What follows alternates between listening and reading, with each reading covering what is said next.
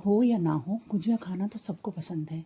लेकिन बाज़ार में मिलने वाली वो चाशनी से भरी हुई गुजिया मुझे बिल्कुल भी पसंद नहीं। इसलिए मैं हमेशा घर पर ही मावा भरकर अच्छी तरह से गुजिया बनाती हूँ। तो आप भी देखिए कैसे बनती है। यहाँ मैंने 250 ग्राम खोया लिया है। इसको अच्छी तरह से कद्दूकस कर लिया। कद्दूकस करने से बस इसको सेकने में से थोड़ी आसानी हो जाती है।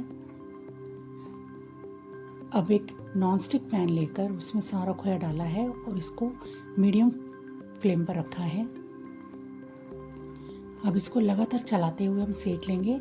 इसको लगातार चलाना ज़रूरी है, नहीं तो ये नीचे लग जाएगा और काला हो सकता है। और इसको लाइट ब्राउन होने तक हम यानी गोल्डन होने तक सेकेंगे। देखिए सीख गया है। अब इसको ठंडा होने के लिए रख देंगे। यहाँ 2 चम्मच हरी इलायची ली है।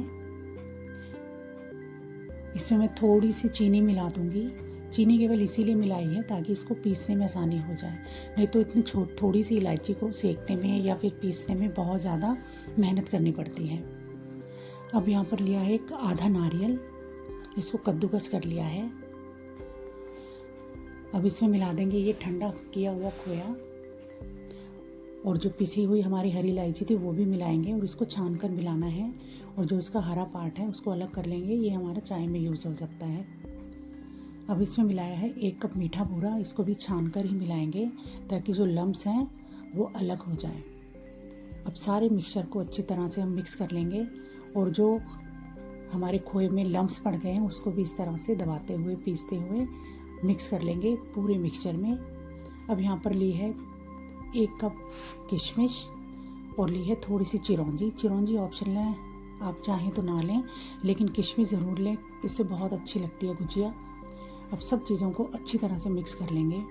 यहाँ लिया है 2 कप मैदे और इस मैदे में मिलाया है मैंने 1/4 कप मोइन के लिए देसी घी। ये मेल्ट करके मिलाना है। मेल्ट करके मिलाने से अच्छी तरह से मैदे में मिक्स हो जाता है। अब अच्छी तरह से पहले मैदे में इस तरह से मिक्स कर लिया। अब दोनों हथेलियों के बीच भी इसको हम मसलते हुए पूरे मोइन को मैदे में मिक्स कर लेंगे। इस तरह से मिक्स करने पर एक साथ अच्छी तरह से मोइन हमारा मिक्स हो जाता है। अब जब मोइन मिक्स कर लिया तो इस तरह से चेक करेंगे, अगर मुट्ठी बंध रही है तो इसका मतलब मोइन परफेक्ट है, अगर कम हो तो आप और मिला सकते हैं। अब यहाँ पर रूम टेम्परेचर पर मैंने पानी लिया है और उसको आटे को गूंद लिया। आटा पूड़ी के आटे से थोड़ा सा नरम और आम रोटी जो हम बनाते हैं उससे टाइट होता है। यहाँ पे आटा गूंद गया है। अब इसको 10 मिनट के लिए ढक कर रख देंगे रेस्ट पर, ताकि आटा हमारा सेट हो जाए। 10 मिनट बाद इससे छोटी छोटी गोलियाँ बनाएंगे और इन गोलियों को बेल लेंगे। इसकी जो रोटी बेली जाती है वो जो हम आम रोटी बनाते हैं घर पर उससे काफ़ी पतली होती है। ये आटा टाइट होता है, इससे थोड़ी सी मेहनत तो लगती है बेलने में। ये परफेक्ट गोल ना हो तो भी चलेगा, क्योंकि हमें इसे सांचे पर ही यूज़ करना है।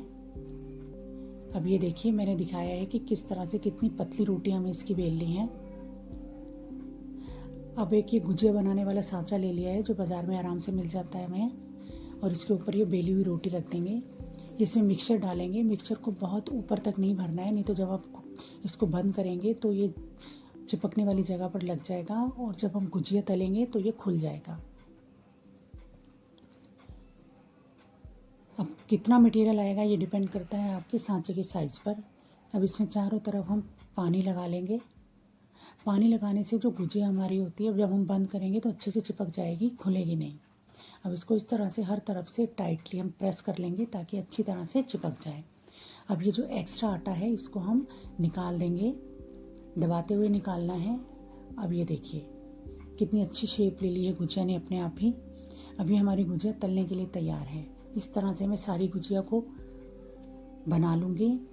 और जब हम गुजिया बनाएंगे तो पहले वाली गुजिया को ढक कर रखेंगे ताकि हवा से ख़राब ना हो जाए। अब यहाँ पर मैंने तलने के लिए तेल लिया है। इससे पहले हाई टेम्परेचर पर मैंने अच्छी तरह से गरम किया है ताकि ये कच्चापन तेल का हमारा दूर हो जाए, और फिर गैस बंद कर दिया। और जब टेम्परेचर इसका कम हो गया तो दोबारा से मीडियम फ्लेम पर मैंने तेल को रखा है और सारी गुजिया मैंने धीरे धीरे तल ली।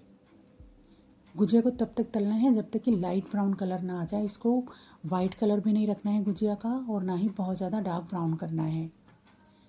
देखिए क्या परफेक्ट कलर आया है। बस इसी कलर की सारी गुजिया हमने तल लेनी है। अब यहाँ देखिए मैंने सारी गुजिया तल ली हैं। मेरे तोड़ने से ही आपको पता चल गया होगा गुजिया कितनी खस्ता बनी है। और ये इसमें मावा है तो खाने में भी बहुत